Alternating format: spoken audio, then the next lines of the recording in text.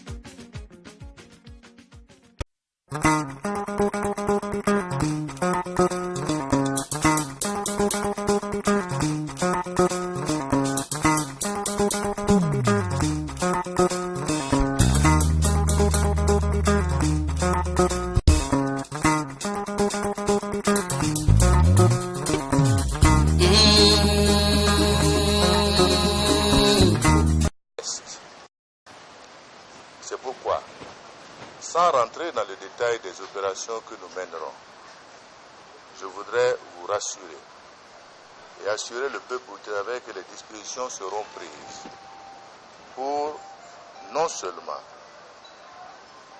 éradiquer ce fléau qui a commencé à sévir, je dirais, à l'Est, mais également à neutraliser définitivement ceux qui, tous les jours, contribuent à tuer des Burkinabés. Force doit rester à l'État. C'est pour cela que les dispositions urgentes seront prises les prochains jours pour parer à cette situation et rétablir, je dirais, la sécurité dans cette zone. Pour le président du Faso, les velléités des terroristes ces derniers jours ne visent que la simple déstabilisation du pays. Il en appelle donc à l'unité nationale. Pendant que le pays est attaqué, on ne peut pas accepter que des Burkinabés, pendant ce temps, travaillent à saper le moral des troupes. Ce n'est pas patriote. J'appelle chacun à faire preuve de patriotisme.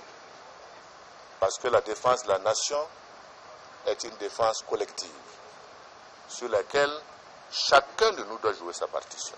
À cette session extraordinaire du Conseil supérieur de la défense nationale, il a été aussi question de la prise en charge des ayants droit des soldats tombés au cours de cette lutte antiterroriste et de ceux en situation d'invalidité. C'est clair que nos forces armées sacrifient leur vie pour la nation. Il est tout à fait normal que la nation, même si nous ne pouvons pas racheter la vie de quelqu'un, leur soit reconnaissante. Et dans ce sens-là, les dispositions seront prises également à cette... Sur cette question spécifique de prise en charge, le président du Faso promet des décisions idoines avant la fin de ce mois de septembre. Premier invité de ce 7 Info, notre analyste politique Siaka Coulibaly. Bonsoir. Bonsoir. On l'a vu, le président du Faso, de retour donc de sa visite d'État en Chine, qui effectivement là tient sur cette session extraordinaire du Conseil supérieur de la défense nationale, parce que l'heure est grave sur la question sécuritaire, notamment dans l'Est Burkina. Et là, ce sont des actions fortes qui sont annoncées justement. Oui. À l'annonce de la tenue du Conseil supérieur de la défense, beaucoup de Burkinabés avaient nourri de sérieux espoirs que nous allions entendre des premières autorités du pays des décisions fortes qui auraient donné la confiance aux Burkinabés quant à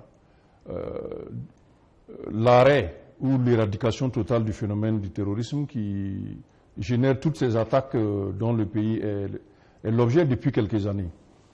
La déclaration finale faite par le chef de l'État nous laisse cependant quelque peu en expectative, dans la mesure où il n'annonce pas vraiment les mesures qui sont prévues. C'est vrai qu'on n'a pas une idée claire, mais déjà c'est un engagement à déloger les terroristes.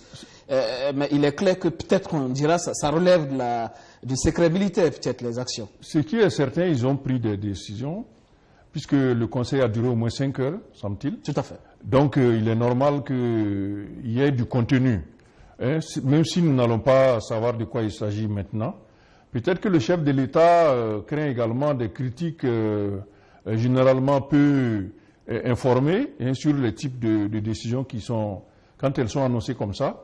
Donc, il préfère donc laisser les spécialistes mettre en œuvre. Ce que moi je peux dire tout de suite sur cette question de lutte contre le terrorisme et la réaction que le gouvernement devrait avoir, c'est que, à mon avis, cette question du terrorisme n'est pas seulement un sujet qui relève du tout militaire.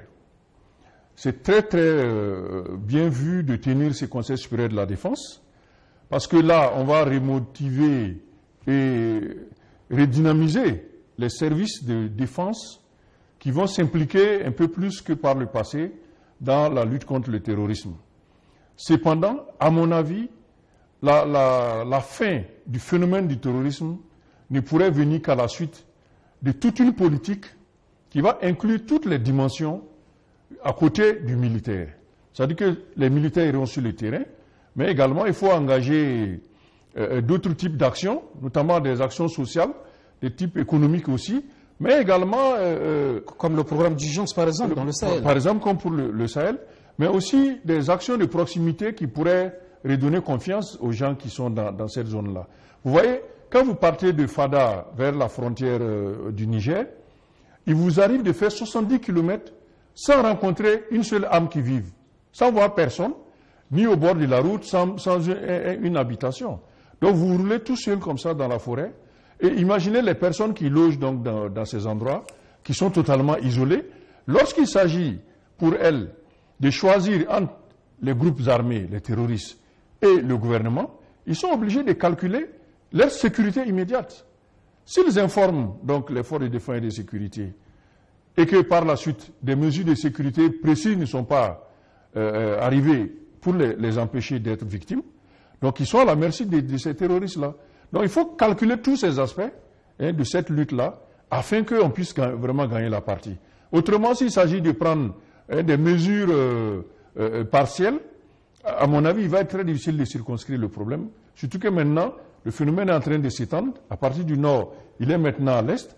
On peut aussi penser que le sud-ouest est aussi en train de devenir une cible donc, de ces actions.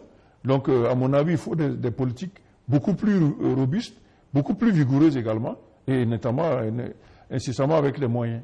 Repenser la stratégie en la matière, cela suppose aussi que cette stratégie est bâtie, comme l'a dit, on a parlé tout à l'heure de l'implication de la population, ça suppose une certaine aussi cohésion au niveau national. Vous avez entendu le président de Faso justement, il estime que pendant qu'on mène la guerre, il n'est pas normal qu'à côté, il a l'impression qu'il y a des Burkinabés qui travaillent qui travaillent à saper le moral des troupes. Oui, c'est bien que le chef de l'État lui-même le dise.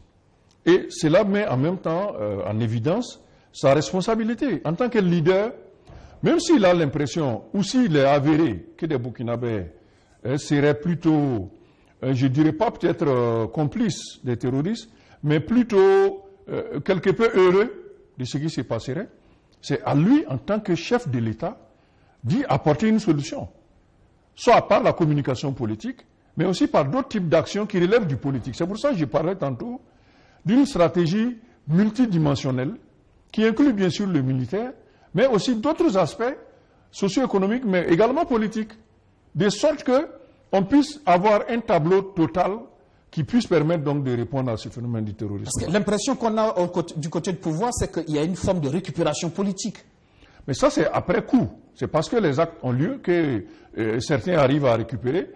Au minimum, c'est de dire, voilà, ces autorités ne sont pas compétentes, le phénomène du terrorisme est en train de s'aggraver, donc les politiciens pourraient en tirer bénéfice. Mais dans la réalité, je crois que c'est une question qui est très concrète. Tous ceux qui seraient découverts comme étant en lien opérationnel avec les terroristes feront l'objet de poursuites ou d'actions plus fortes. Donc, à mon avis, pour contrecarrer l'avancée des terroristes sur le terrain, mais aussi pour gagner l'opinion, il y a un travail qui doit être fait par le gouvernement, et ça, on ne le perçoit pas jusqu'à présent. Donc, à partir du Conseil supérieur de la défense, j'imagine que le président des retours de la Chine va initier tout un plan général de réponse au phénomène du terrorisme. Autrement, toutes les actions du gouvernement seront suspendues à cette lutte contre le terrorisme-là. Et finalement, il n'y aura plus d'action de développement. On n'aura que pour le terrorisme. Et là, il faut y trouver une solution dès maintenant. Il y a aussi cet engagement, justement, il annonce des mesures par rapport aux ayants droit. Ça veut dire que désormais, les familles des soldats victimes de terrorisme seront prises en charge par l'État. Ça aussi, c'est une très bonne nouvelle. C'est une très bonne nouvelle. Ça fait partie du dispositif dont je parle, qui serait complet. Parce que si il arrive que les troupes qui montent pour lutter contre le terrorisme, avec les dommages qu'elles subissent, n'étaient pas du tout prises en charge, mais c'est un phénomène de démoralisation. La motivation des soldats. Voilà, la motivation. Bon, c'est vrai que pour le moment, ils étaient en but avec les textes en présence. Pour bénéficier d'assistance après le décès de votre parent qui était agent de l'État, il fallait un certain nombre d'années ou certaines conditions. C'est ça qui peut-être faisait des problèmes. Et maintenant, le chef de l'État certainement va imaginer une espèce de fonds spécial qui va servir donc à ces situations-là. Mais prions Dieu que nous n'ayons pas trop à utiliser ces fonds, parce que cela voudrait dire que beaucoup de soldats mourraient sur le terrain. C'est aussi motiver ces soldats-là en termes de primes, comme ceux qui vont au Darfour, comme ceux qui vont au Mali, par exemple. Exactement. Si vous prenez le cas du Tchad, les militaires se bousculent pour aller au front, parce que ça signifie des espèces sonnantes et trébuchantes pour ceux qui reviennent sans dommage. Donc, c'est peut-être ça aussi qui fait un peu la difficulté à l'heure actuelle, de ne pas mettre en place un dispositif qui soit vraiment incitateur pour les agents, parce que ce n'est pas du tout facile d'aller directement au front, en sachant qu'on a très peu de chances de s'en sortir, et que par la suite, sa famille va en subir. Surtout quand on a 1 an, 2 ans de service. Voilà, exactement. Donc c'est un peu tous ces aspects qu'il faut prendre en compte dans le cadre d'un plan que je considère qu'il faut qu'il soit global. Merci. La suite de cette info, l'opposition dans les rues de Ouagadougou le 29 septembre prochain, justement pour dénoncer cette situation sécuritaire aussi. Elle en a marre de la gouvernance MPP, sécurité, économie. Le chef de file de l'opposition politique parle de gouvernance chaotique. Ils sont nombreux, vous êtes nombreux les Burkinabés, qui ne cessent d'interpeller l'opposition et de lui demander d'organiser des actions de masse contre cette mauvaise gouvernance, afin d'obliger le gouvernement à revenir sur le droit chemin. Si l'opposition a temporisé jusqu'à ce jour, c'est parce qu'elle voulait laisser la chance à nos autorités de corriger le tir et de reprendre la bonne direction. Aujourd'hui, hélas, le constat est très amer. Ce pouvoir n'écoute les conseils de personne. On se donne aussi la conscience de la situation du pays. Il faut donc l'interpeller vigoureusement.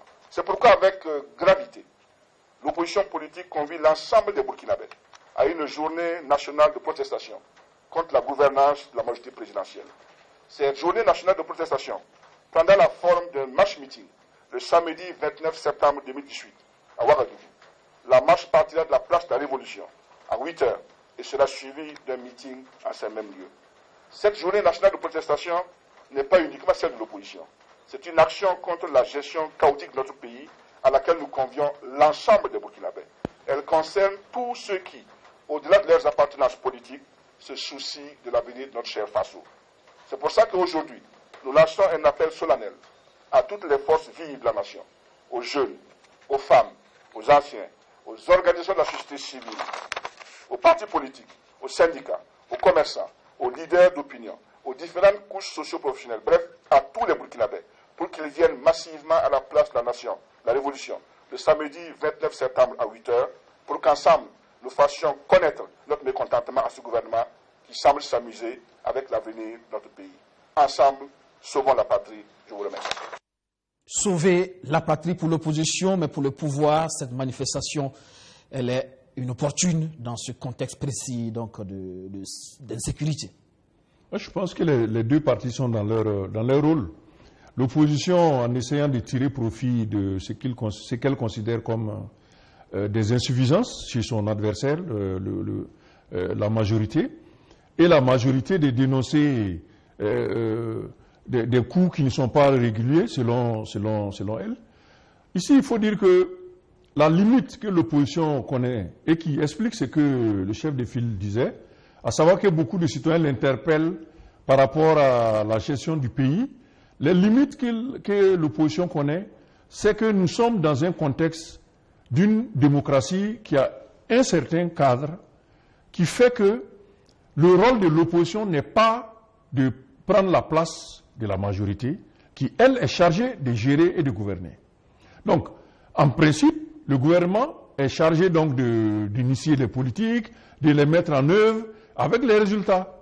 Et l'opposition ne doit jouer qu'un rôle de communication politique en ce moment, en dénonçant telle ou telle action du gouvernement et éviter d'aller au-delà de ça. C'est ce qui fait que jusqu'à présent, l'opposition est restée dans une posture qu'on dit républicaine et évitait donc de faire trop de vagues qui pourraient compliquer donc l'action gouvernementale. Et à un moment donné aussi, pour les partisans de l'opposition, on avait l'impression que c'est une forme de démocratie consensuelle où on a l'impression que l'opposition traite avec le pouvoir parce qu'on ne voyait rien venir en termes aussi de manifs. Non, il ne s'agit pas de ça. Vous observez toutes les démocraties dans le monde, vous verrez que les élections sont le moment crucial de ces démocraties-là.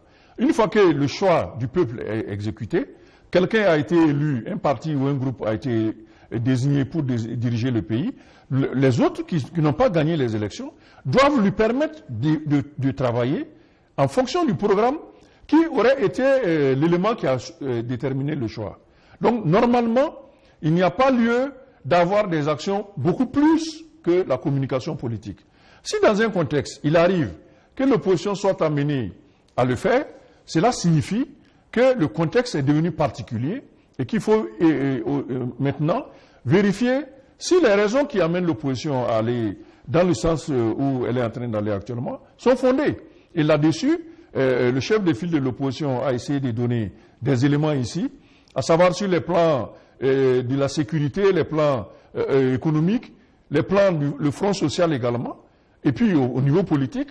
Donc il estime qu'il y a suffisamment de raisons pour qu'un coup de fouet soit donné au gouvernement. C'est dans cet esprit que la marche est située à l'heure actuelle. Donc je ne pense pas qu'il faille lui donner un contenu beaucoup plus subversif que cela, et que, à mon avis, ce n'est qu'une action conventionnelle qui reste donc dans les cadres. Républicaine. Républicaine. Il n'y a donc pas lieu de s'inquiéter pour le pouvoir? À mon avis, il n'y a pas lieu de s'inquiéter pour le pouvoir. D'accord. La suite de cette info, justement, les griefs de l'opposition, c'est aussi sur la gestion de la CENI, la Commission électorale nationale indépendante. Son président, Newton Ahmed Barry, est pointé du doigt par l'UPC, l'Union pour le progrès et le changement.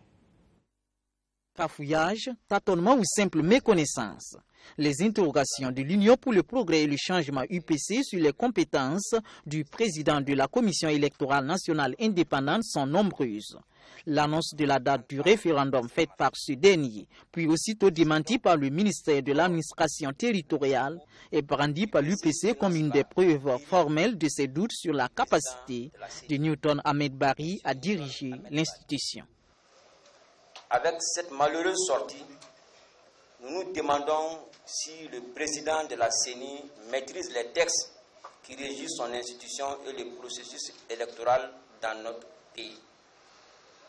Il vous souviendra que les commissaires de l'opposition à la CENI accusaient le 27 juillet 2018 leur président, M. Newton Ahmed Barry, de défendre publiquement des positions contraires à ce qui a été discuté et arrêté par la plénière des commissaires. Aux yeux de l'UPC, le président de la CENI est en train de perdre sa crédibilité. L'UPC ne demande pour autant pas la démission de celui qu'il considère même être de connivence avec le pouvoir en place. Nous demandons tout simplement, comme nous l'avons dans notre déclaration, qu'il se ressaisisse. Il s'agit tout simplement qu'il écoute ses collaborateurs et que désormais, il agisse en professionnel. Alors qu'une minute de silence avait été observée à l'entame de cette conférence de presse en mémoire des forces de défense et de sécurité tuées ces derniers jours dans des attaques terroristes, l'UPC dénonce à l'occasion la situation sécuritaire à l'est du pays. Et c'est sans passer par le dos de la cuillère qu'elle remet également en cause les compétences des deux ministres en charge de la question. Nous insistons sur ces points parce que le ministre de la Défense et le ministre de la Sécurité sont ceux-là qui impriment la marche à suivre en matière de défense et de sécurité. Et il est incontestable que ces deux ministères doivent être dirigés par des hommes compétents et qui savent ce qu'ils font. La sécurité. Il en sera également question lors de la journée nationale de protestation prévue pour le 29 septembre prochain. En dehors justement des manifestations auxquelles ceux qui sont aujourd'hui au pouvoir ont contribué à créer des violences, les manifestations de l'opposition, vous avez constaté, en tout cas avec l'UPC, sont toujours déroulées dans le calme. Et nous pensons que cette manifestation également va se faire de la même manière. Mais nous tenons quand même à mettre en garde le pouvoir en place. Ça aussi, nous le disons, et de manière formelle. Que si sous le couvert de l'insécurité, on s'amuse, je dis bien on s'amuse, à toucher à un cheveu d'un dirigeant, lors de cette manifestation, je crois que tout le monde saura que le Burkina là appartient à tous les Burkinabés et non à une catégorie de personnes. Ça, nous disons de manière formelle, ils ont le devoir d'assurer la sécurité parce que notre marche est légale et il n'y a pas d'inquiétude à se faire à ce niveau. Le parti du Lion emboîte le pas des confessions religieuses pour mettre en garde le gouvernement contre toute légalisation de l'avortement au Burkina Faso. Notre deuxième invité est Bruno Zapsonré, le secrétaire général adjoint du SAMAB, le syndicat autonome des magistrats du Burkina. Il sera avec nous dans un instant. Mais avant, nous parlons justement de droit de justice. Siaka Koulibaly, on vous a vu cette semaine aussi sortir pour parler du Burkina qui serait en train de devenir un État où la détention arbitraire serait de plus en plus une réalité. Oui, nous avons fait une conférence de presse sous le couvert du collectif Dignité et Liberté pour Safiatou Lopez Zongo, parce que nous considérons que jusqu'à présent, des éléments majeurs n'ont pas été portés à notre connaissance concernant sa culpabilité. Et selon son avocat, Kintarboum, ils auraient demandé une confrontation avec la principale personne qui est concernée dans le dossier et que le juge n'aurait pas encore accédé à cette demande. Ce qui nous semblait un élément important pour donner la vérité sur cette affaire. Et nous pensons qu'il y a un fort risque que le cas Safiatou Lopez Zongo ne soit exactement comme les précédents, où des leaders d'opinion, des activistes ont été incarcérés sans raison et par la suite relâchés à un moment donné, sans qu'on ait pu disposer d'un dossier consolidé. Et là, les activistes, la plupart se sont sentis dans un certain danger, parce que cette façon de procéder peut concerner tout le monde, tous ceux qui donnent de la voix dans l'espace public, et il était important donc d'attirer l'attention du système judiciaire sur ces détentions que nous considérons comme assez légères, parce que pas suffisamment motivées, et qui tendent donc à faire abaisser le dispositif du droit que nous avions travaillé pendant de longues années à consolider dans notre pays. Et là-dessus, il est important de dire ici que les activistes vont quand même se mobiliser pour éviter que dans le futur, disons, cette tendance à la détention arbitraire et injustifiée ne se poursuive. Donc c'est pour cela que nous avions tenu la rencontre. Nous avons aussi tenu à prendre un avocat qui doit assister le collectif afin que nous restons, disons, dans le cadre de la procédure et ne pas donc laisser les éléments passionnels prendre le dessus dans la gestion de ce type de dossiers-là. D'accord, merci Siaka Koulibaly. De procédure, beaucoup. Justement, on en parle justement avec notre deuxième invité. Merci encore une fois d'être passé dans le 7 Info. Le Burkina Faso serait-il en train donc de devenir un État des détentions arbitraires? Des avocats et des organisations de la société civile y pensent. Le pays serait devenu récidiviste dans les détentions arbitraires. C'est Maître Christophe Birba qui l'affirme. Il fait partie du collectif d'avocats de Safiatou Lopez. Pour mettre en œuvre tous les mécanismes judiciaires permettant d'obtenir sa liberté. Qu'elle soit provisoire ou totale, en tout cas sa liberté est une priorité. Pour un activiste comme elle, le droit d'aller et de venir est vraiment vital. La deuxième chose, c'est que j'ai honnêtement envie de penser que l'État du Burkina Faso est devenu pratiquement récidiviste dans les détentions arbitraires. Je ne parle pas de politique, je parle de détention arbitraire. Et la détention arbitraire n'est pas nécessairement une détention politique. Vous avez suivi avec intérêt l'avis du groupe de travail des Nations Unies dans le dossier concernant M. Bassolé Djibril, où le groupe a émis un avis juridiquement et techniquement très motivé en disant, et j'invite toute la presse à regarder les instruments qui ont été exploités par le groupe de travail, en disant que lorsque un civil est privé de sa liberté en vertu d'un titre émis par une juridiction militaire, la détention est automatiquement arbitraire. On n'a pas besoin de réfléchir. Le droit a quelque part quelque chose de mathématique. Si vous repartez dans vos organes de presse, je vous invite à lire la 4e ligne directrice des Nations Unies sur le procès équitable, précisément le paragraphe 55. Toutes les nations civilisées ne détiennent plus les civils en vertu des décisions des juridictions des armées. Le tribunal des armées, c'est pour les militaires et pas pour les civils. Or, vous avez vu que Safietou Lopez est détenu en vertu d'un mandat de dépôt signé d'un juge d'instruction militaire. Et tous les savants, comme mon grand frère Siaka, ont réfléchi et ont dit que pendant que le juge a pour principe cardinal la liberté, le militaire, lui, a pour principe cardinal l'obéissance. De telle sorte qu'il peut exécuter toutes sortes d'ordres possibles. C'est pour ça que les textes sont clairs. C'est des textes qui sont élaborés par les Nations Unies sur les droits de l'homme. Notre deuxième priorité dans la défense de Dame Safietou Lopez, c'est de poser clairement le problème de la compétence des juridictions des armées à connaître des dossiers concernant des civils. Bruno Zabsonré, secrétaire général adjoint du SAMAB, le syndicat autonome des magistrats du Burkina. Bonsoir. Bonsoir, M. Guéblé. Merci de répondre à notre invitation. À vous les remerciements. On est en plein dans le sujet, on parle de juridiction, tribunal des armées, tribunal...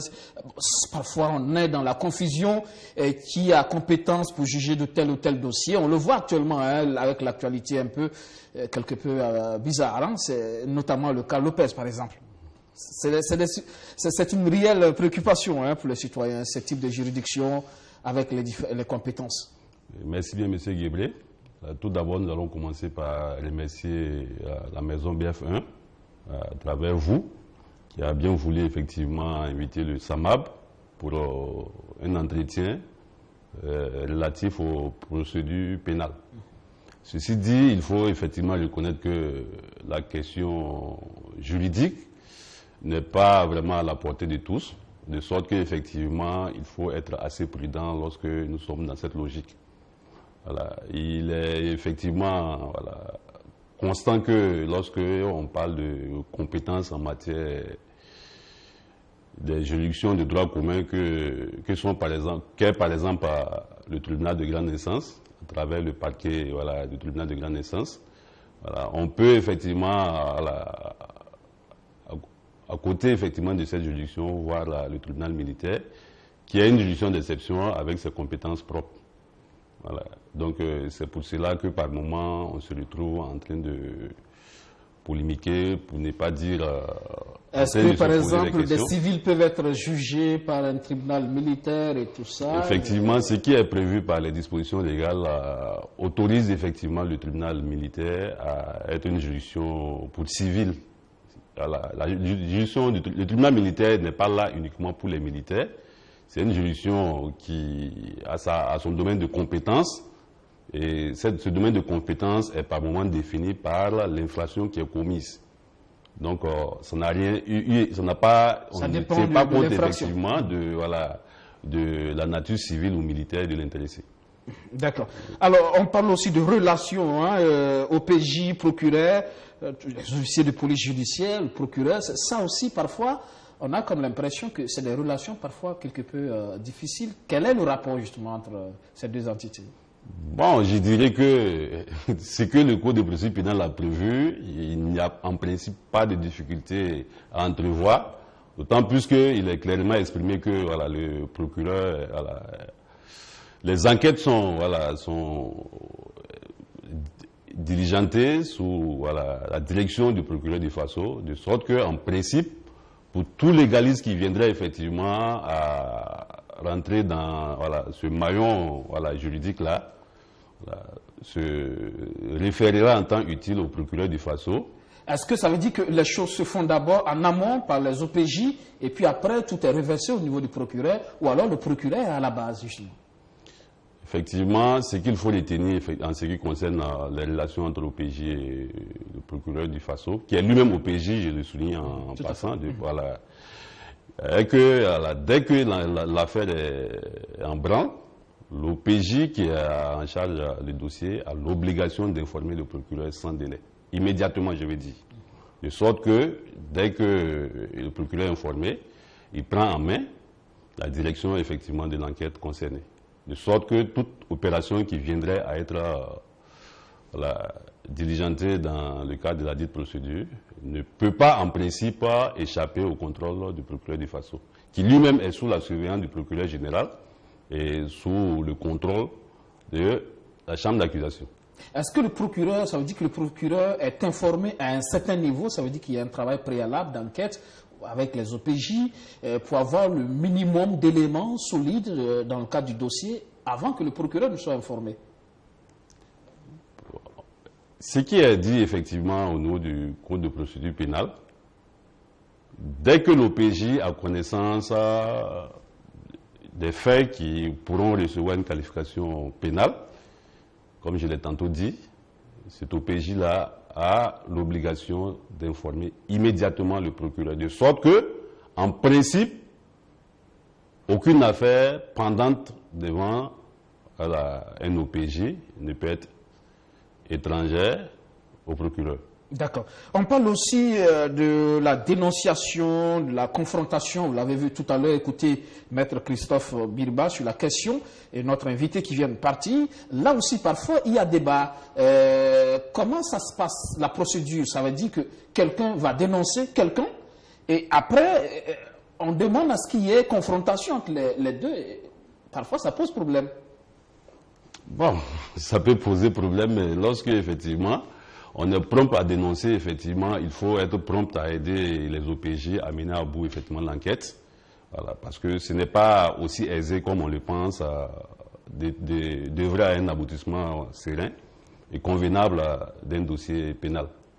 Et de sorte que, effectivement, lorsque on allait pour dénoncer, la dénonciation qui signifie effectivement qu'on n'est pas amené de près à la dite procédure, mais on a des éléments qui nous ont amenés à aller dénoncer des faits pouvant recevoir une qualification pénale.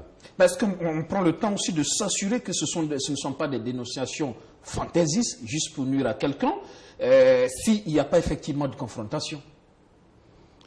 Bon, à ce niveau, il faut différencier les procédures. Lorsqu'on parle de dénonciation, naturellement, on ne peut être que dans une logique en principe d'enquête préliminaire et subsidiairement d'enquête de flagrance.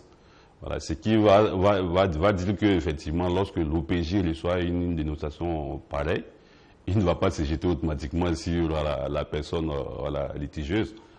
Il y a un minimum de vérification à faire avant de procéder à quoi que ce soit. D'accord. Alors on parle aussi de mandats, de type de mandat, et comment on les définit, ces différents types de mandats? Parce qu'on l'a vu encore, l'actualité nous montre à souhait qu'il y a débat aussi à ce niveau. On a entendu dire, par exemple, je prends toujours le cas Safiatou Lopez comme exemple, où on a entendu son avocat dire que les OPJ sont arrivés sans mandat. Bon, je ne sais pas de quel mandat l'avocat de Mme Safiatou Lopez parle. Sinon que, ce que le Code de procédure pénale a prévu, nous n'avons que 4 mandats, nommément cités. Il s'agit du mandat de comparution, du mandat d'amener, du mandat de dépôt et du mandat d'arrêt. Le mandat d'amener a pour objet effectivement de mettre en demeure une personne qui est dans une procédure de comparaître à date et à l'heure prévue par le mandat en question.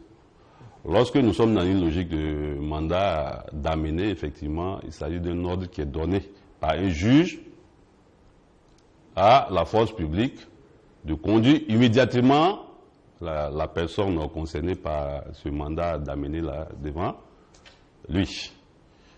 Parlant du mandat effectivement de dépôt, ça c'est une note qui est donnée cette fois-ci au suivant-chef d'une maison d'arrêt à l'effet de recevoir et de détenir la personne figurant sur le dit mandat. Et enfin, le mandat d'arrêt, c'est un ordre effectivement qui est donné à la force publique également de rechercher et de conduire la personne concernée au niveau de la maison d'arrêt qui aurait été désignée sur le dit mandat. Vous dites, pour le mandat d'amener, c'est un juge qui le décide, qui donne cette possibilité à la force publique de le faire. Est-ce qu'il peut arriver justement que l'OPJ ou la force publique décide effectivement d'opérer ce mandat, d'exécuter ce mandat sans avoir forcément l'autorisation du juge? Les mandats que effectivement nous venons de citer sont des documents écrits qui naturellement sont brandis à l'occasion. Lorsque effectivement vous vous retrouvez soit devant la personne, vous brandissez le document, vous n'êtes pas dit vous lui remettez une copie, effectivement pour dire que vous avez reçu mission d'exécuter les 10 mandats. C'est un peu ça.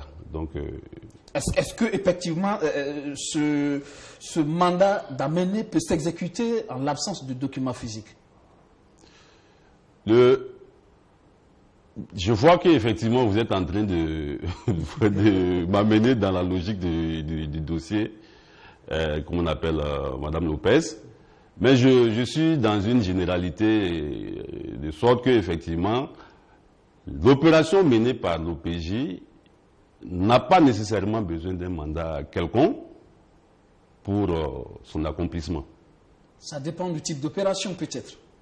Lorsque je vous ai parlé par exemple des enquêtes de flagrance. À ce niveau, la loi va jusqu'à vous dire que toute personne peut procéder effectivement à l'interpellation, à l'arrestation d'un individu suspecté d'avoir commis une infraction passible d'une peine d'emprisonnement. Est-ce que vous allez me dire qu'effectivement l'individu lambda effectivement qui viendrait à interpeller une personne en pareille circonstance a l'obligation d'avoir sur lui un mandat? Je ne pense pas que les dispositions légales aient prévu effectivement cette brèche, de sorte que bon, c'est au cas par cas. En cas de flagrance, c'est possible. En cas de flagrance, n'importe qui peut procéder à l'arrestation de n'importe quel mis en cause. Et le cas de flagrance, est-ce que le code pénal le définit clairement ou c'est Non, le code de procédure pénale l'a clairement défini, sans ambiguïté. C'est en matière d'enquête de flagrance, il n'y a pas de débat sur cette situation. On n'a pas besoin même d'être OPJ pour procéder à l'arrestation d'une personne suspectée effectivement d'avoir commis d'une infraction pénale passible d'une peine d'emprisonnement. D'accord. Alors, on parle aussi de conditions, de perquisition et d'interpellation, justement. Ça aussi, il y a des consignes, c'est toute une procédure, les perquisitions, par exemple. La perquisition, effectivement, est encadrée, et entre autres exigences, c'est en principe la présence et l'assentiment express, oral ou écrit de la personne mise en cause. Excepté effectivement cette exigence légale, on a également des exigences de temps, puisque ça doit être opéré entre 6h et 21h pour les infractions de droit commun. Mais lorsqu'il s'agit des infractions relatives aux actes de terrorisme, j'en passe, les dispositions légales disent qu'à tout moment du jour et de nuit, il est possible de procéder à une perquisition, à une visite domiciliaire. Une perquisition, une interpellation, est-ce que c'est une obligation que le conseil, l'avocat de la personne soit présente? L'obligation de présence effectivement de l'avocat depuis l'enquête de flagrance ou l'enquête préliminaire, je pense que effectivement une décision de l'UMOA qui le consacre. De sorte qu'effectivement, voilà, s'il y a une possibilité de faire en sorte que l'avocat de l'intéressé soit présent à l'occasion, j'avoue que tout procédurier, effectivement, vous dira que voilà, c'est vraiment un plus pour nous. Voilà, la présence de l'avocat. Voilà, c'est vraiment un plus pour nous, autant plus qu'il sera témoin de tous les actes qui viendraient à être posés. Voilà. Alors, il y a aussi la question de la notification des faits reprochés. Bon, on a dit, on a interpellé quelqu'un, mais jusqu'à 24 heures après, on ne lui a pas notifié, par exemple, les faits. Est-ce que les délais, est-ce que... Comme je l'ai dit, je ne suis pas dans une logique de faire un rapprochement avec... Tout à fait, on est toujours dans la généralité. Voilà, Lopez. Voilà. Toujours est-il que, généralement, lorsque les OPJ sont sur le terrain, ils prennent quand même le soin de vérifier l'identité de la personne qui se doit d'être interpellée. Et après quoi, ils lui disent ce pourquoi, effectivement, ils sont là, l'infraction qui lui est reprochée, et la disposition légale, effectivement, qui prévoit et réprime une pareille déviance. On vous dit clairement, on est là, on va vous interpeller pour ceci. En principe, c'est ce qui s'est fait. Et quand c'est pas le cas, c'est ce qui doit être fait. Et quand c'est pas le cas, ça veut dire que quelque part la procédure... Bon, comme je l'ai toujours dit, il faut beaucoup faire attention en matière de procédure pénale, d'autant plus que ce qui se dit ici et là n'est pas forcément ce qui, la vérité des mots. Aurait pu se passer ou a bien pu se passer sur le terrain. Voilà, de sorte que, bon, je pense qu'il faut, il faut conserver vraiment certaine prudence lorsque on nous dit que à l'occasion, telle ou telle autre chose a bien pu se faire. Ce qu'il ne faudrait pas perdre de vue, c'est que, en la matière, il y a l'obligation de conservation du secret professionnel, que ce soit en phase d'enquête, en phase d'instruction. Cette obligation qui pèse sur toute personne, effectivement, qui concourt à la procédure, de sorte que, ils sont un peu diminués. On peut tout dire sur eux, mais eux, ils n'ont pas l'occasion, ils n'ont pas le droit de sortir dire réellement certaines choses. De sorte que, bon, c'est comme ça. On laisse place aussi parfois à toutes les supputations. C'est véritablement de façon générale, on jette un regard panoramique, vous en tant qu'acteur de la justice, parce que de plus en plus, on voit ces citoyens dénoncer un peu les procédures. On vous dit, il y a toute une mobilisation comme si on partait arrêter un terroriste, c'est pas normal. On crée une certaine psychose, les procédures n'ont pas été respectées. De plus en plus, ce sentiment-là revient. Est-ce qu'au niveau de la justice, vous avez cette impression justement qu'effectivement, il y a nécessité de revoir un peu les procédures en la matière? Bon, les procédures d'arrestation, lorsqu'on me dit que ça a été excessif ou quoi, pour le peu que je sais, c'est qu'effectivement, en la matière, il n'y a pas de règles préétablies. De sorte qu'aucun procureur ne dira, ne peut même dire à un OPJ, lorsque tu vas procéder à l'arrestation de X ou Y, il faut aller soit à désarmer ou non. Je ne pense pas que l'autorité, effectivement, du procureur puisse aller jusqu'à ce niveau. Vous donnez des instructions, la mise en œuvre incombe effectivement à l'OPJ qui est sur le terrain. Les moyens qu'il utilisera, je pense que le procureur ne peut pas rentrer dedans. D'accord. De mon point de vue. Merci, M. Bruno Zapsonré. Je rappelle que vous êtes le secrétaire général adjoint du SAMAB, le syndicat autonome des magistrats du Burkina, le bureau qui a été renouvelé il n'y a pas très longtemps. Exactement. Au niveau du SAMAB. C'est toute une série d'activités sûrement qui sont prévues au niveau de votre syndicat. Effectivement, le bureau a été renouvelé à l'occasion, le mois de juin, où le camarade Emmanuel Ouedraogo a été porté à la tête du syndicat, secondé par moi-même. Et et bien d'autres. Avec un défi assez énorme, travailler aussi à corriger l'image de l'institution judiciaire aussi qui est quelque peu mise à mal. C'est en cela que nous avons vraiment jugé très salutaire effectivement l'invitation qui nous a été adressée par BF1, d'autant plus que de notre point de vue, il faut communiquer davantage sur les procédures en judiciaire, de sorte que le commun des mortels effectivement puisse avoir un brin de connaissance en la matière. Voilà, je pense que si effectivement cette logique est assez développée, on ne pourra pas éradiquer les appréciations de complaisance, mais au moins les personnes de bonne foi pourront prendre ce qu'il y a à prendre et laisser ce qu'il faut laisser. Améliorer la culture judiciaire des citoyens. Merci d'être passé dans le 7 Info ce soir. On aura d'autres occasions effectivement de revenir sur d'autres aspects. Ok, merci bien M. Gueblé. Merci pour rester avec nous. La moisson est jugée bonne à l'issue de la visite d'État du président du Faso en Chine, des audiences, des accords de financement et de coopération technique, de quoi donner un coup de fouet à la mise en œuvre du PNDS, le Plan national de développement économique et social. Arrivé le 30 août 2018 à Beijing pour sa première visite d'État en Chine, le président du Faso a tenu, avant toute chose, à rencontrer les étudiants burkinabés qui ont dû être transférés en Chine populaire après la rupture des relations diplomatiques avec Taïwan. Roch-Marc Christian Kaboré a voulu s'assurer de la bonne intégration de ces étudiants dans leur nouveau milieu de vie.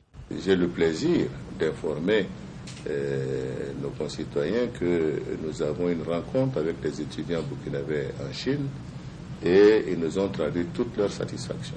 Et la Chine a décidé de renforcer cette coopération pour permettre à nos étudiants de venir étudier en Chine dans les différents secteurs aussi bien technologiques que de domaines précis.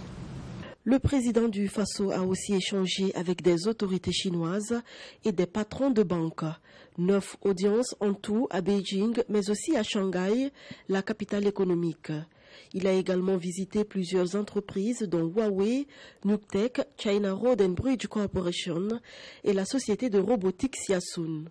Toutes ces rencontres et visites ont permis au président du Faso et à sa délégation de signer des conventions de financement de projets au Burkina Faso. Des acquis non négligeables pour seulement 3 mois de relations. Santé, éducation, infrastructure, énergie, mais pas que. La coopération entre le Burkina Faso et la Chine populaire va concerner aussi le domaine de la sécurité.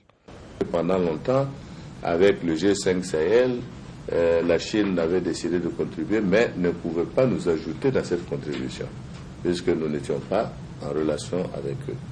Nous avons eu l'opportunité ici d'ailleurs, non seulement de discuter avec le gouvernement chinois, mais également de discuter avec les sociétés chinoises, qui sont des sociétés qui fabriquent des armements et qui peuvent être adaptés au combat contre le terrorisme dans notre pays. Et je pense que le président Xi Jinping a demandé d'ailleurs que très rapidement nous puissions faire venir une mission militaire justement ici pour regarder un peu l'ensemble de ces questions avec le ministre de la Défense de la République populaire de Chine, de manière à ce que le matériel que nous souhaitons puisse être adapté aux réalités du combat que nous devons mener.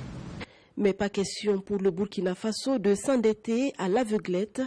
Le pays a toujours fait attention à ses dettes et Roch-Marc Christian Kaboré n'a pas manqué de le signifier à son homologue Xi Jinping, avec qui il a eu un tête-à-tête le vendredi 31 août. Les engagements et les financements que nous solliciterons, ce sont des financements que nous pouvons rembourser.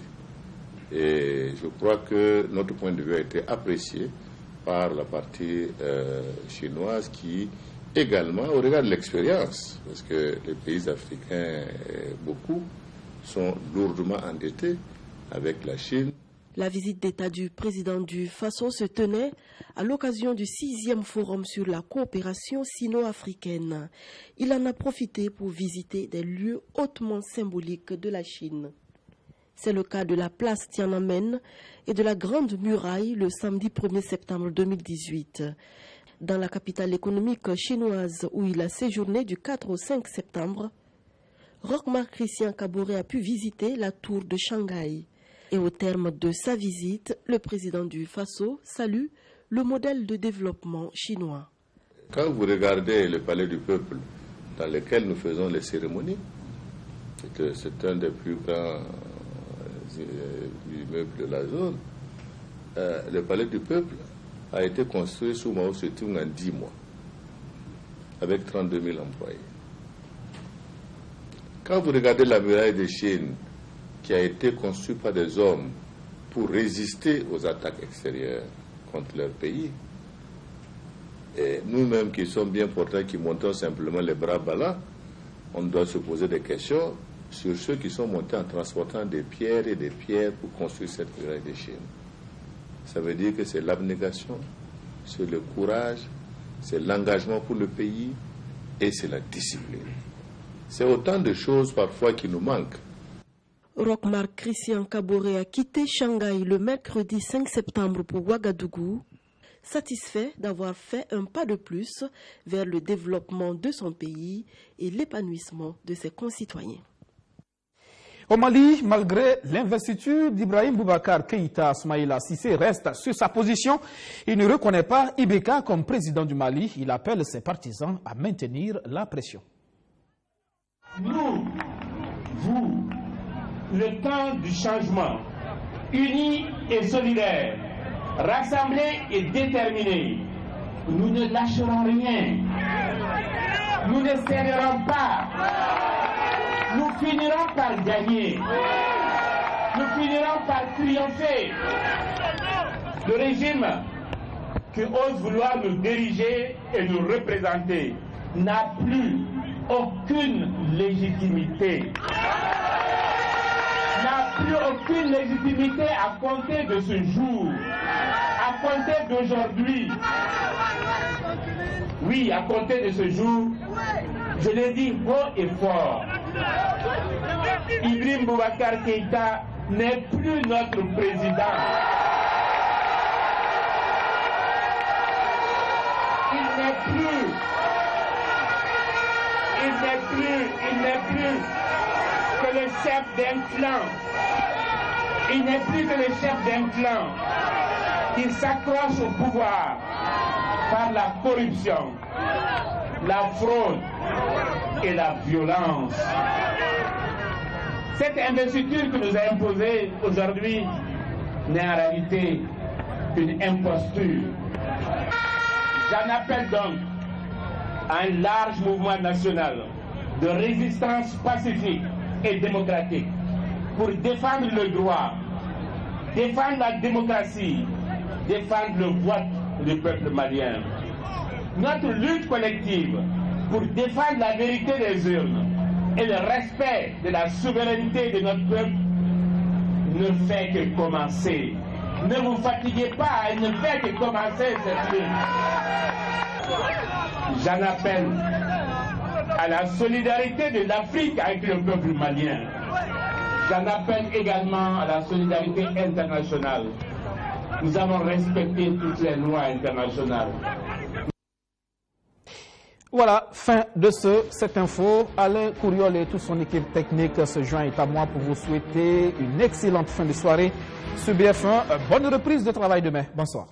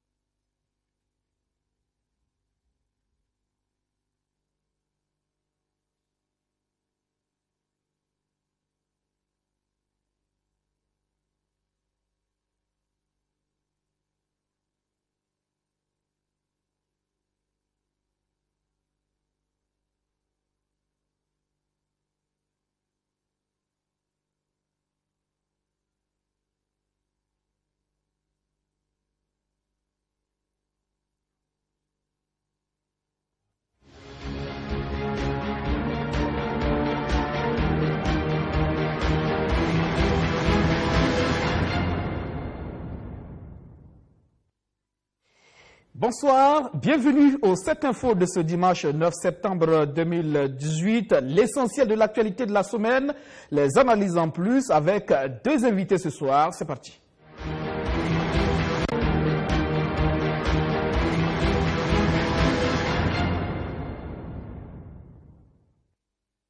L'objectif est bien affiché, déloger les terroristes dans l'Est Burkina. Le chef suprême des armées monte au créneau. Le président du Faso a dirigé cette semaine une session extraordinaire du Conseil supérieur de la défense nationale. La situation est préoccupante, a déclaré le président du Faso à l'issue de 5 heures de concertation avec les chefs militaires et quelques membres du gouvernement. Les terroristes retranchés dans les forêts de l'Est du pays seront délogés, a martelé le chef suprême des armées, non sans avoir d'abord salué la mémoire de tous les soldats tombés pour la défense de la patrie. Il est important que nous reprenions l'initiative sur l'Est. C'est pourquoi, sans rentrer dans le détail des opérations que nous mènerons, je voudrais vous rassurer et assurer le peuple burkinabé que les dispositions seront prises pour non seulement éradiquer ce fléau qui a commencé à sévir, je dirais, à l'Est, mais également à neutraliser définitivement ceux qui, tous les jours, contribuent à tuer des Burkinabés. Force doit rester à l'État. C'est pour cela que les dispositions urgentes seront prises les prochains jours pour parer à cette situation et rétablir, je dirais, la sécurité dans cette zone. Pour le président du Faso, les velléités des terroristes ces derniers jours ne visent que la simple déstabilisation du pays. Il en appelle donc à l'unité nationale. Pendant que le pays est attaqué, on ne peut pas accepter que des Burkinabés, pendant ce temps, travaillent à saper le moral des troupes. Ce n'est pas patriote. J'appelle chacun à faire preuve de patriotisme. Parce que la défense de la nation est une défense collective sur laquelle chacun de nous doit jouer sa partition. À cette session extraordinaire du Conseil supérieur de la défense nationale, il a été aussi question de la prise en charge des ayants droit des soldats tombés au cours de cette lutte antiterroriste et de ceux en situation d'invalidité. C'est clair que nos forces armées sacrifient leur vie pour la nation. Il est tout à fait normal que la nation, même si nous ne pouvons pas racheter la vie de quelqu'un, leur soit reconnaissante. Et dans ce sens-là, les dispositions seront prises également à cette... Sur cette question spécifique de prise en charge, le président du Faso promet des décisions idoines avant la fin de ce mois de septembre.